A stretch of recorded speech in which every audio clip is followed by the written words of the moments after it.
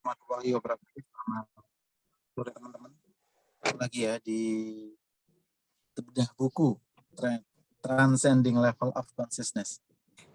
Kita awali kelas kita sore ini, kita berdoa terlebih dahulu sebagai wujud kesyukuran atas nikmat, rahmat, dan kepahaman dalam mengikuti kelas kita sore ini. Berdoa silakan. A'udzubillahi minasyaitonirrajim. Bismillahirrahmanirrahim. Rabbi zidna ilma warzuqna fahma birahmatika ya arhamar rahim. Amin.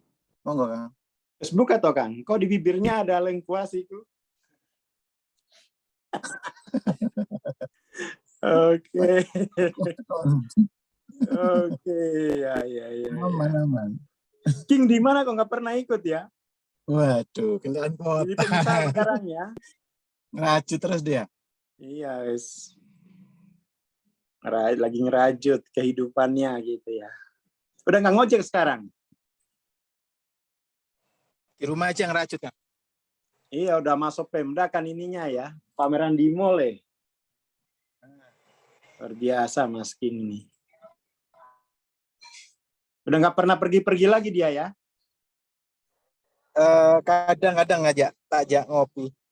Enggak, maksudnya pergi yang 40 hari gitu. Oh, enggak. belum, maksudnya belum. Nggak usah dulu pergi-pergi ke lo. Rajut dulu ada keluarga ya ada.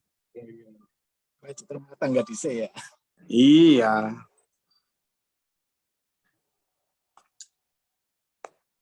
Oke, kita lanjutin ya teman-teman. Kemarin sampai di sini ya. Hal ini aman dilakukan karena tidak benar. Oke, dengan dipasrahkannya. Nah, ini nih. Kita tuh kadang-kadang tuh mendengar kata pasrah, seolah-olah itu kita pasrah itu hanya ngomong, aku sudah pasrah kepada Tuhan. Bukan begitu.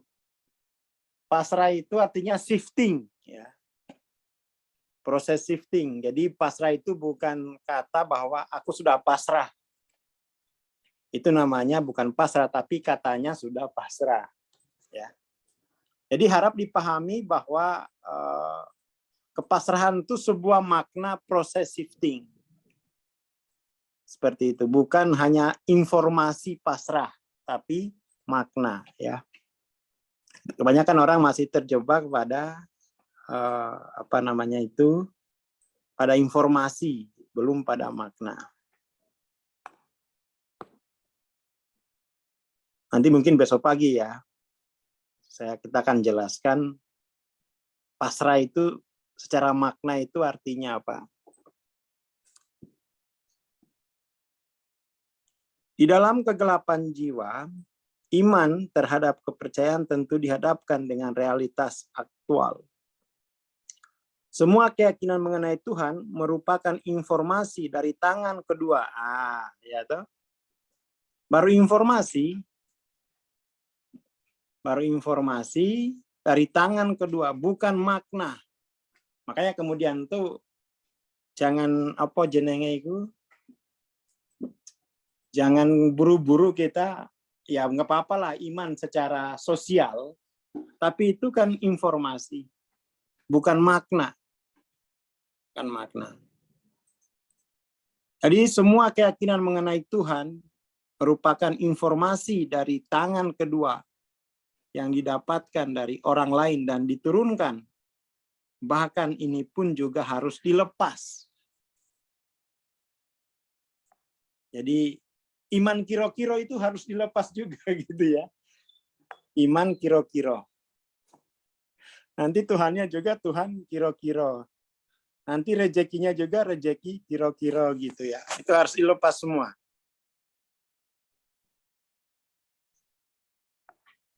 Alasan ini bisa ditemukan dengan memeriksa analogi fakta bahwa hanya seekor anjing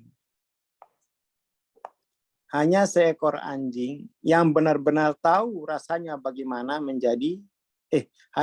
hanya seekor kucing yang benar-benar tahu bagaimana rasanya menjadi kucing, berkat menjadi kucing. Jadi iman itu pengetahuan yang sifatnya to know.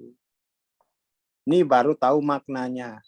Kalau ini know about, ini baru informasi. Nggak salah sih informasinya, tetapi itu harus juga dilampaui. Seperti itu. Jadi dari ini namanya informasi, ini namanya makna. Mungkin teman-teman pernah dengar ada ayat-ayat kaunia, kaun.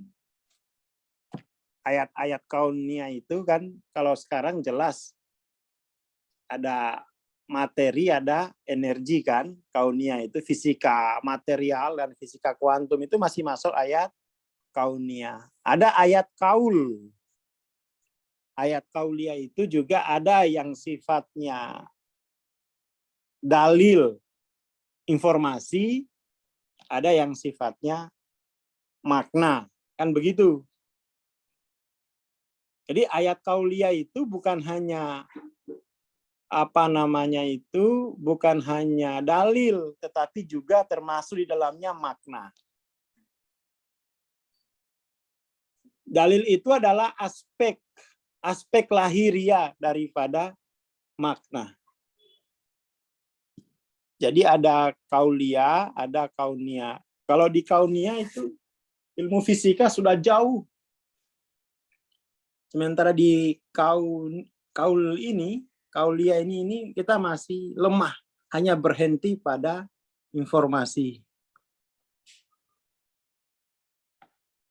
Sebenarnya nggak apa-apa ayat kaul itu. Ayat kaulia yang sifatnya informasi itu nggak apa-apa. Tapi jangan terbatas di situ toh, karena itu baru aspek dalilnya, belum aspek maknanya. Jadi sehingga kemudian kita nggak dibilangnya makelar agama. Karena memang itu antara dalil dan makna itu satu dan sama, linier non-liniernya. Sama dengan misalnya di ayat kaunia kan, sama dengan MC kuadrat. Materinya itu setara dengan energinya. Masalahnya kita ini hanya fokus di dalil, nggak ketemu maknanya. Nah itu. Dan bertahan di situ gitu. Ya seperti itu. Akhirnya kita dibilang maklar ini sama Mas Imam. Akhirnya kita ini dibilang maklar ini karena hanya sepotong, tidak fokus kepada maknanya gitu ya. Itu penting tuh. Itu penting. Sebenarnya itu enggak apa-apa. Tadi ayat-ayat kaulia yang sifatnya informasi, ya itu brosurnya gitu. Itu brosurnya. Ya. Kalau nggak ada brosurnya kan juga repot kita kan. Tapi masalahnya itu brosur itu bukan kampusnya gitu. Nah, kita berhenti di brosur. Brosur udah dibilang kampus. Dalil lalu kemudian kita klaim begitu saja bahwa ini saya di sini loh, ntar dulu harus berjalan lagi, ubah pengetahuan dari pengetahuan know about, transform menjadi pengetahuan to know gitu ya. Dan ini sebenarnya ini ayat semua ini ayat kaulia, kaul. Sebagaimana ayat kaunia itu ada materi, ada energi. Di ayat kaulia juga ada pengetahuan yang sifatnya know about dan ada pengetahuan yang sifatnya to know. Itu jangan dikonflikkan. Biar nggak konslet. Jangan dikonflikkan. Nah, kalau yang bermasalah itu kalau kita mengingkari kafir dengan ayat kaulia yang sifatnya meaning.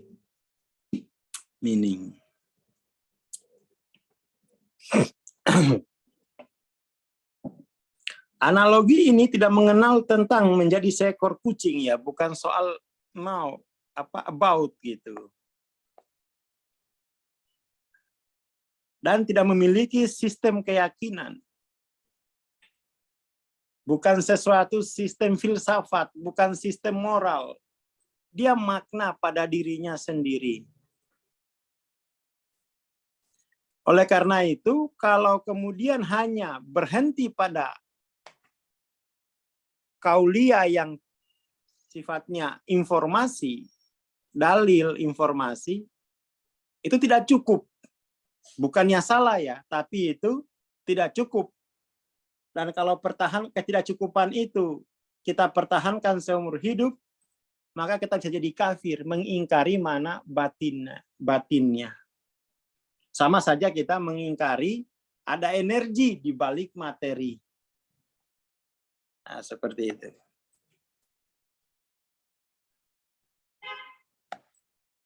Oke ya. Jadi hanya pengetahuan tentang itu namanya informasi spiritual gitu ya.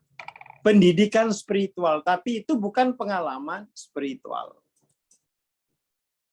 Ya kan? Jadi dibedakan antara pengalaman spiritual dengan pendidikan spiritual. Harusnya itu yang sudah berpengalaman itu mampu merancang pendidikan spiritual yang memfasilitasi proses pengalamannya, itu namanya proses transendensi. Seperti itu. Jadi kita tidak musuh-musuhan dengan ayat kaulia yang sifatnya informasi, karena itu adalah aspek linier daripada makna. Aspek linier daripada makna.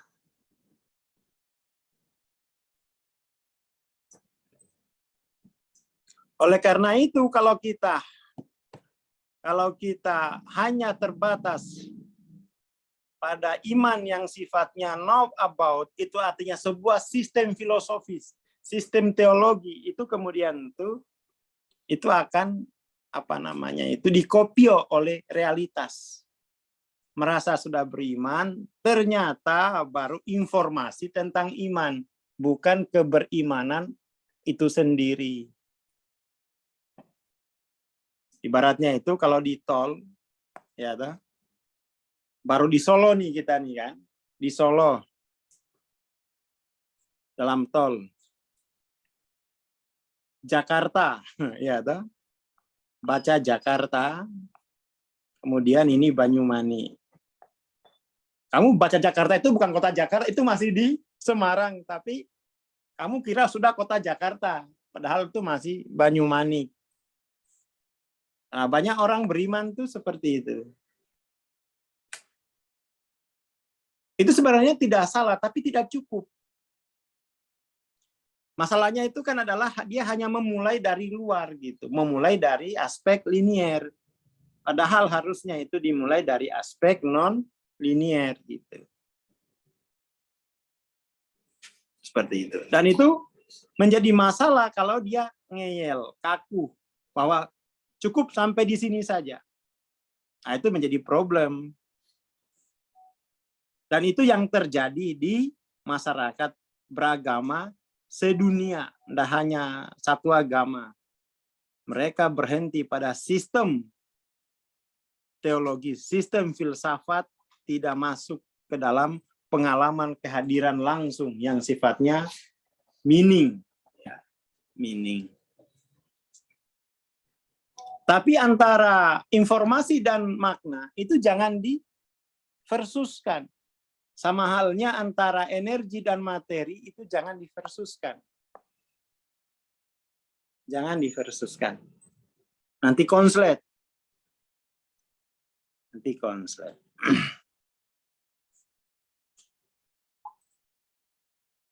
Pengalaman keilahian di dalam diri.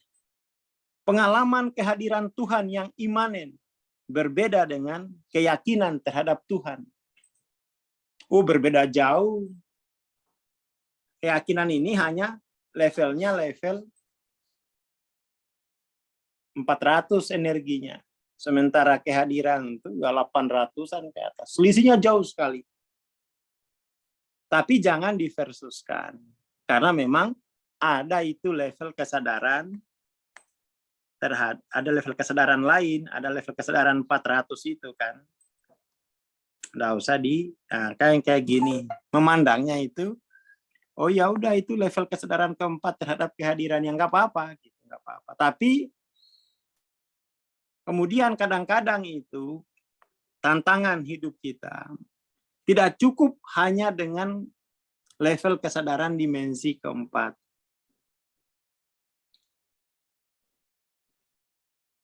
Seperti itu. Ya akhirnya kan kacau ini. Karena kemudian kita berhenti pada keimanan yang sifatnya know about, sampai ada istilah perang agama. Ini perang apa? Rebutan Tuhan apa gimana? Ini kayak bocah, ya. Jadi kayak bocah, rebutan Tuhan. Ternyata rebutan pengikut. Itu rusak sudah agama. Ini kita perlu jewer juga ini, kadang-kadang institusi agama ini. Kita perlu jewer. Sampai merah kuping kiri kanan. Karena dia fokus rebutan jumlah jamaah. Nggak fokus kepada transendensinya gitu.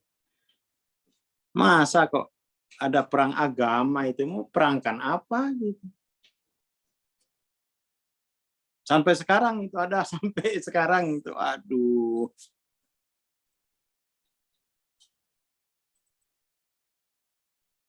Ya, itu namanya kebutaan paradigma. Dalil kemudian tuh dijadikan apa namanya? Sebenarnya sih nggak ada yang salah dengan dalil. Nggak ada yang salah dengan dalil. Tapi kalau hanya melihat kenyataan iman itu hanya dalil, tidak ada yang sifatnya hakikatnya, nah itu juga kemudian tuh mulai menyalahkan yang hakikat. Nah, itu juga repot. Pokoknya kita di sini, mari kita pahami bahwa fokus kepada level kesadaran masing-masing. Jangan urusin konteks kesadaran orang lain. Jangan urusin. Karena bagaimana juga itu adalah semuanya level kesadaran terhadap kehadirannya. Biarkan level kehadirannya itu nanti, apa namanya, level kesadarannya itulah nanti yang akan dia makan hasilnya. Ya kan? Ketika level kesadarannya menjadi konteks, di situ dia baru merasakan selisih 400 poin dari 400 ke 800, ternyata beda hasilnya.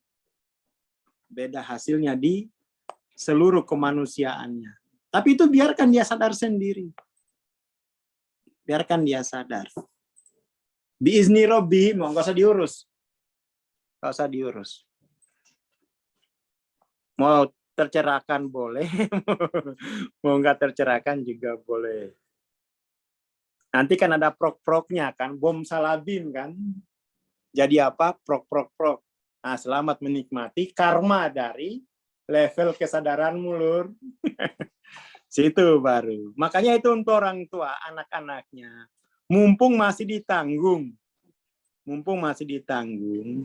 Cepat-cepat diarahkan untuk fokus pada pencerahan. Fokus pada pencerahan dulu. Karena, coba deh dibaca lagi buku Hidden Secret itu kan.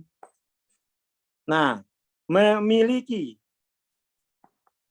untuk memiliki jalannya ada dua. Lewat jalan melakukan, doing, ini jalan kerja keras ini. Jual baju celana demi nyai kalau level doing ini kan. Lagu-lagu zaman dulu itu kan. Kujual baju celana ya. Demi nyai itu memiliki lewat doing. Ada yang lewat being. Tadi saya udah rekam tuh di buku Hidden Secret. Free bab 1. Biar tahu bedanya antara doing dengan being gitu. Nanti di itu ya, di publish gratis. Bab 1. Itu penting.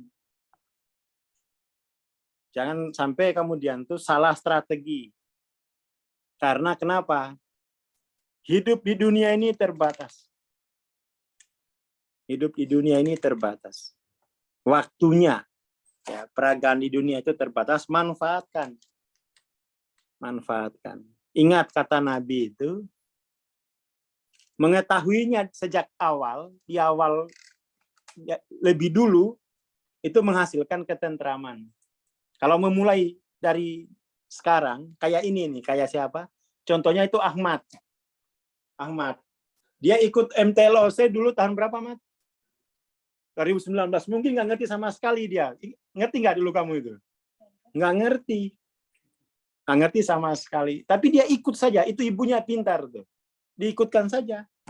Nanti setelah krisis, baru sekarang dia mudeng tuh. Coba kalau dulu nggak diikutkan, ada krisis kan dia kemana ini, asing lagi dia.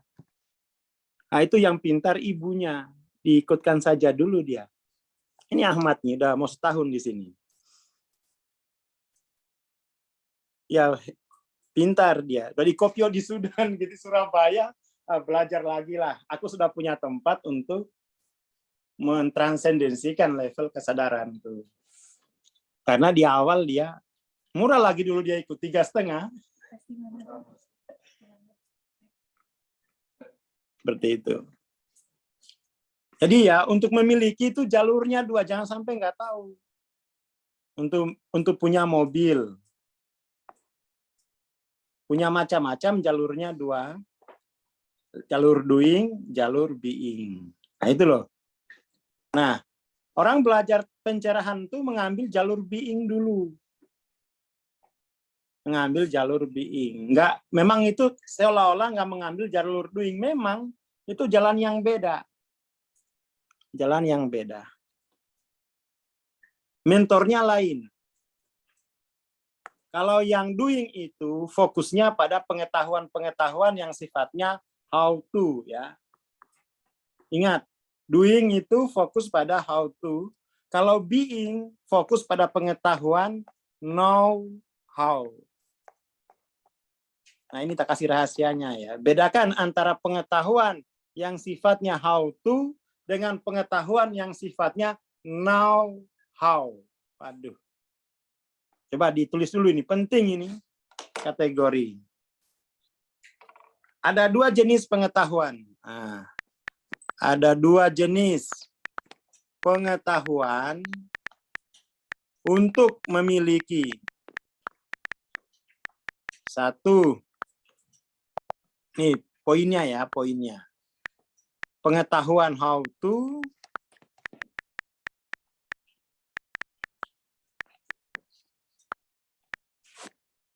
ini sifat 2, pengetahuan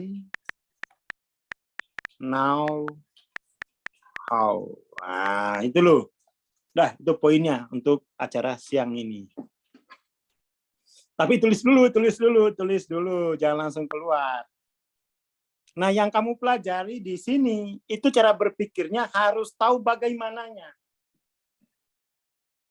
Harus tahu know how. Makanya harus belajarnya dari dimensi 3 sampai dimensi 10. Jangan pindah-pindah jalur. Jangan pindah-pindah jalur.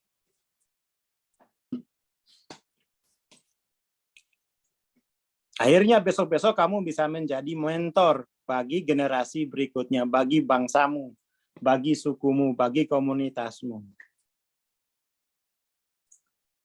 Ya kan? Gitu ya Mas Jamim ya? Ya Kang, siap. Siap ya. Keluarganya disuruh ikut biar belajar pengetahuan know how. Marifat di bahasanya itu kan. Jangan how to. Walaupun tuh how to itu ya bagus.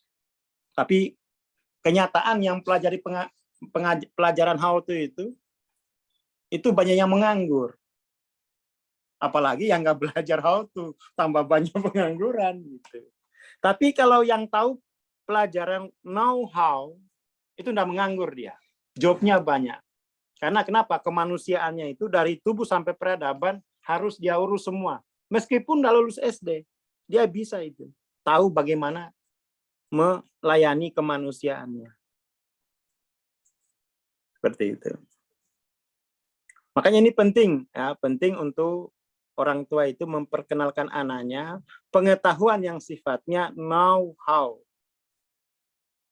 Gitu. Soalnya di kampus tuh ya pengetahuannya how to toh. Seperti itu. Oke, itu dulu untuk sore ini. Matur nuwun. Assalamualaikum warahmatullahi wabarakatuh. Selamat sore. Waalaikumsalam warahmatullahi wabarakatuh. Terima kasih Bang Aswar, terima kasih teman-teman. Jangan lupa ya diajak keluarganya, pasangannya, anak-anaknya untuk belajar bareng ya, supaya bisa progresif bersama. Terima kasih, kita ketemu besok sore insya Allah. Teman-teman yang ikut Tapping for Healing, nanti malam ada kelas. Selamat sore dan selamat berbuka puasa.